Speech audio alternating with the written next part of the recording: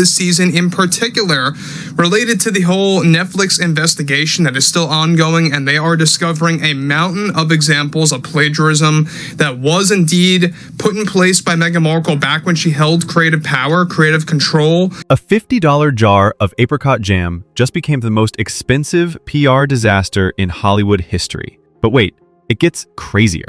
This isn't just about overpriced preserves, allegedly. This single glass jar has exposed a web of plagiarism accusations, hidden business deals, and a digital empire that could either make Meghan Markle the next Martha Stewart or completely destroy her brand forever. And stay tuned, because I'll reveal the secret strategy she's allegedly planning that could flip the entire influencer industry upside down. So let's dive into how Meghan's cozy cooking show became a cultural battleground, because trust me, this story has more layers than her supposedly homemade jam.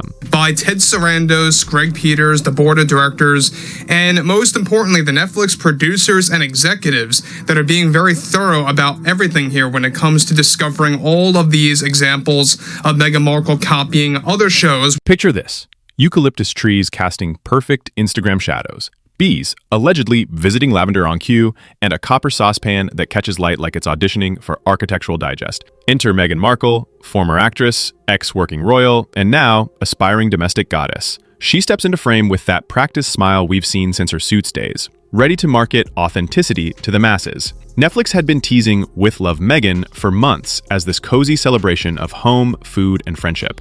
But listen to this. When those first 8 episodes dropped on March 4th, 2025, the public didn't just watch, they weaponized their opinions. Some viewers ate up every soft-spoken mantra like it was comfort food for their souls. But the critics? Oh, they served ice-cold takes, branding the series a half-hour Pinterest scroll in 4K. And then, within 72 hours, the P word started trending. Plagiarism, allegedly. Not once, but twice. Because apparently, when you're Meghan Markle, even making jam comes with copyright concerns. She looked at Harry and she was like, "You need to get a job. You need a job." I watched the Harry and Meghan Netflix documentary. Now, I'll be honest with you, before I watched it, I was not a fan of theirs. Now I've actually heard their side of the story, I f***ing hate them. But here's where it gets interesting. Despite the backlash, despite the brutal reviews, despite the plagiarism whispers, this show still managed to score a second season. And that jam? 25,000 jars, sold out in 72 minutes. So clearly, someone's doing something right, even if the internet can't figure out what that is. Production for this culinary soap opera kicked off quietly in late 2024. Netflix greenlit what they called a hybrid experience. Part cooking tutorial, part garden tour, part fireside chat. Basically, if Barefoot Contessa had a baby with Architectural Digest, and that baby grew up in Montecito. The main set was a rented farmhouse just minutes from Meghan and Harry's actual estate, giving those rustic vibes without accidentally revealing their security details on camera. Smart move, considering their track record with privacy. Episode 1 opens with Meghan clipping heritage roses, because of course it does. "A table should smell like a memory," she whispers, unveiling rose-petal jam branded ARO, which, for those keeping track, stands for American Riviera Orchard, her lifestyle brand that soft-launched back in March 2024. Viewers swooned over the aesthetic. Skeptics immediately sniffed out what they called a Trojan horse product placement. But here's the thing. That jam stuck in everyone's minds, and we're about to spread that entire messy story. You a grown-ass man. You can't still be living in your mama's house, Harry. What is she talking about? What is that all about? Flour sprinkles? They're not gonna sell out unless you're only selling 7 sprinkles. Now, let's talk about those critics, because they came out swinging harder than a Kitchen Nightmares contestant. The Guardian called the show toe-curlingly sincere and strangely joyless. The Times went with smug, syrupy, and endlessly spoofable. The Telegraph? They weren't holding back, dismissing it as narcissistic domestic cosplay. Across the pond, Variety gave Meghan points for polish, but sighed that the stakes felt microscopically low in a macro-chaos world. The audience scores? They tanked below 20% faster than a fallen souffle. But get this, the series still cracked Netflix's global top 10 within 24 hours. Because apparently, hate watching counts just as much as genuine enthusiasm. And Meghan still moves eyeballs even if half of them arrive ready to roll. But here's where the tea gets really scalding. Food Network personalities started subtweeting about authenticity versus performance without naming names, but we all knew who they meant. Allegedly, some industry insiders were calling it lifestyle feeder behind closed doors. Even more brutal, several cooking show veterans reportedly refused cameo appearances when approached, though nobody's going on record about that particular snub. If you haven't seen the documentary, lucky you. Fantasy. I think she's lost in her own world. Here's where the story takes a delicious turn. 3 days after launch, yes, just 3 days, Netflix announced that Season 2 was already filmed and ready to go. The cynics cried foul, claiming this was just sunk cost logic in action. The fans popped champagne and called it genius PR. Meghan's response? An Instagram reel of butter lettuce getting rinsed under a farmhouse tap, captioned, "Lettuce, romaine, complex blocks, or not." 5 million views later, it was clear that this souffle wasn't going to fall, no matter how much people wanted it to. But wait, there's allegedly more to this renewal story than meets the eye. Industry insiders whisper that Netflix's decision wasn't just about viewing numbers. Apparently, the streaming giant was impressed by the show's international appeal, particularly in markets where royal fascination runs deep. The series reportedly performed exceptionally well in Australia, Canada, and, surprisingly, several European countries where you'd think they'd be over the royal drama by now. Here's where it gets really interesting. Sources close to the production suggest that Netflix executives were actually betting on the controversy from day one. They allegedly knew the show would be polarizing and counted on that division to drive engagement. In the attention economy, passionate hatred performs just as well as devoted love, and Meghan Markle has always been a master at generating both in equal measure. The renewal announcement timing was also suspiciously perfect. Right when the plagiarism whispers were starting to gain traction, boom, Season 2 confirmation drops like a perfectly timed PR bomb. Coincidence? I think not. This felt like damage control wrapped in celebration, designed to shift the narrative from controversial flop to unstoppable success. But then came the jam scandal that really stirred the pot. He then discovers that racism is actually a bad thing. Hollywood stylist Tracy Robbins casually posted a photo of American Riviera Orchard apricot jam, noting it was gifted by, quote, "my friend Meg." Seems innocent enough, right? Wrong. The internet went absolutely feral. Royal subreddits started dissecting everything. The font choice, the alleged pectin ratio, even the twine around the jar. Because when you're analyzing Meghan Markle, apparently no detail is too small for conspiracy theories. But here's where it gets sticky, literally and figuratively. Food reporters discovered that these supposedly homemade spreads were actually manufactured by Republic of Tea in Illinois, not Whisk Up in Meghan's pristine Montecito kitchen. The allegedly homemade jam was more like home supervised. Critics screamed about greenwashed branding, while Meghan's team countered with talk of California fruit and low sugar content as differentiators. And yet, plot twist, the jam sold out anyway. Because in 2025, scarcity is the ultimate influencer filter, and controversy apparently tastes pretty sweet when it comes with a $50 price tag. Allegedly, the 50-jar limited release wasn't just a marketing stunt. It was a calculated test run. Sources suggest Meghan's team was gauging market response before committing to larger production runs. Smart business move or elaborate PR experiment? Probably both. The recipient list for those 50 jars reads like a who's who of Hollywood influence. Besides Tracy Robbins, jars allegedly went to Oprah, Ellen DeGeneres, Gwyneth Paltrow, and several other lifestyle gurus who could amplify the brand message. But here's the twist. Not all of them posted about it. Some notable names stayed suspiciously quiet, which had social media detectives wondering if there was some behind-the-scenes drama about endorsing the product. Even more intriguing, food industry experts started questioning the actual quality of the jam. Several culinary professionals who managed to taste test the product allegedly described it as fine but unremarkable for the premium price point. One chef, speaking anonymously, reportedly said it tasted like expensive grocery store jam with prettier packaging. Ouch. The Illinois manufacturing revelation also sparked deeper questions about Meghan's authenticity claims. This is huge. Harry and Meghan are leaving the palace to become financially independent.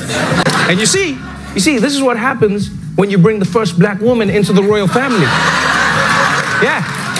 If the jam isn't actually made in her kitchen, what else about the homemade brand's story might be more fiction than fact? These questions would later become ammunition for the plagiarism accusations that were about to explode. Meanwhile, just days before the series premiere, Meghan quietly rebranded American Riviera Orchard to As Ever, filing new trademarks for everything from table linens to virtual goods. Some business analysts hailed it as a savvy pivot. Others groaned at yet another identity refresh from someone who seems to rebrand herself more often than most people change their sheets. Regardless, As Ever Strawberry Rose Spread and a Napa Rosé are supposedly launching alongside Season 2.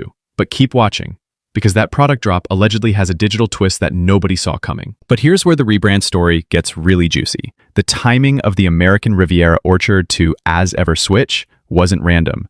It was, allegedly, damage control in real time. Sources suggest that trademark issues were brewing with the original name, specifically around the American Riviera phrase, which apparently has geographic and commercial complications in California. The As Ever rebrand also came with a complete visual overhaul. Gone were the ornate, almost royal-looking fonts and imagery.